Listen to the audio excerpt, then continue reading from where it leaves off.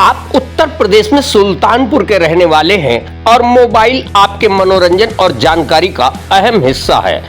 इसके साथ ही आप शॉर्टकट में करोड़पति बनना चाहते हैं या आपको जल्दी से अपना पैसा डबल करने की ख्वाहिश है।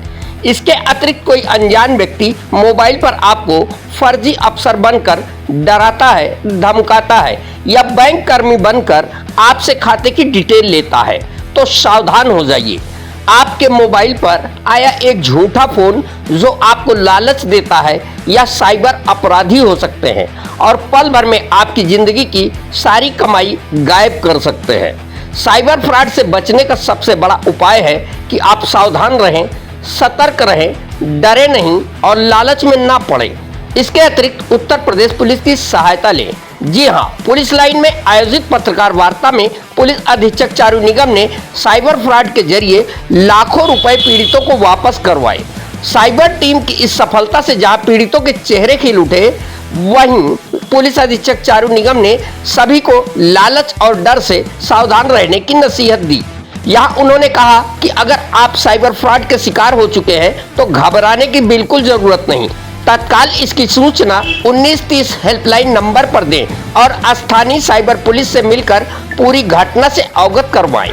दरअसल पिछले जून माह में साइबर अपराध के करीब ऐसे कई मामले दर्ज किए गए जिसमें साइबर धोखाधड़ी जैसे online marketing, gaming app, link भेजकर ओटीपी साझा कराकर डिजिटल अरेस्ट कर लोगों से पैसे वसूल लिए गए थे। जिन लोगों ने तत्काल साइबर पुलिस को इसकी सूचना दी, साथ ही साइबर हेल्प डेस्क लाइन पर 1930 पर फोन कर दिया।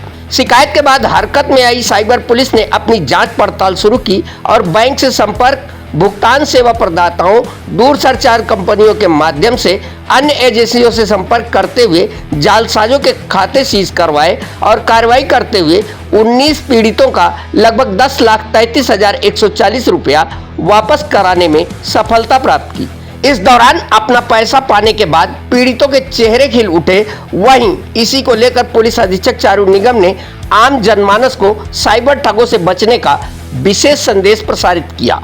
आइए सुने। ये जनपद सुल्तानपुर के साइबर थाना ने जो पिछले जून महीने में जितने साइबर फ्रॉड के केसेस थे उनमें जो अमाउंट जो कंप्लेनेंट्स है उनकी तत्परता से समय 24 घंटे के अंदर अंदर जो होल्ड कराया है, क्योंकि आप सभी जानते हैं कि जब साइबर फ्रॉड होता है तो जो अभियुक्त होते हैं वो दूरस्थ कहीं ना कहीं बैठे रहते हैं। तो जितना अवेयरनेस ESPC करने का भी माध्यम यही है, पर्पस यही है कि आपके माध्यम से ये लोगों को अवेयर किया जाए कि जब आपके साथ किसी प्रकार की घटना हुई है और उसका रियलाइजेशन आपको जिस इंस्टेंट पर हुआ है वो इंस्टेंट आपके लिए बहुत इम्पॉर्टेंट है कि उसी समय आप तत्काल थाना, पुलिस इधर ना जाकर 1930 पे और cybercrime.gov जो पोर्टल बनाया गया है I4C के माध्यम से सेंट्रल गवर्नमेंट का, जो कि सभी स्टेट्स में लगातार 24 घंटे चलता है। किसी भी समय अगर किसी के साथ कोई साइबर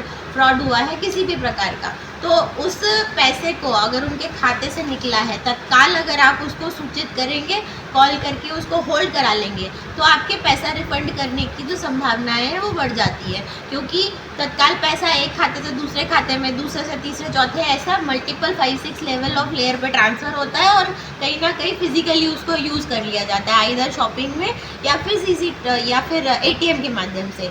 तो ये जितने हमारे ये कंप्लेनेंट्स हैं इन लोगों के द्वारा अपने जितना तत्परता से किया गया कंप्लेंट है उसमें 2 लोग ऐसे हैं जिनका 1.5 लाख और 1,28,000 100% रिफंड हुआ।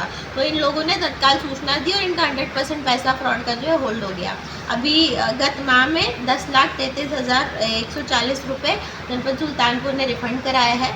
इसमें उल्लेखनीय तथ्य ये भी है कि इससे पहले जो भी केसेस होते थे उसको कोर्ट के माध्यम से हमें रिलीज़ कराना पड़ता था, तो जो छोटे अमाउंट के रिफ़ंड होता था उसके लिए वो लोग वकील करके या कोर्ट में जाके अप्लाई करने में अक्षम फील करते थे, तो वो हो नहीं पाते थे। अभी देखेंगे किसी व्यक्ति के लिए 10,000 भी इम्पोर्टेंट हो सकता है, किसी के लिए 1 लाख भी इम्पोर्टेंट हो सकता है।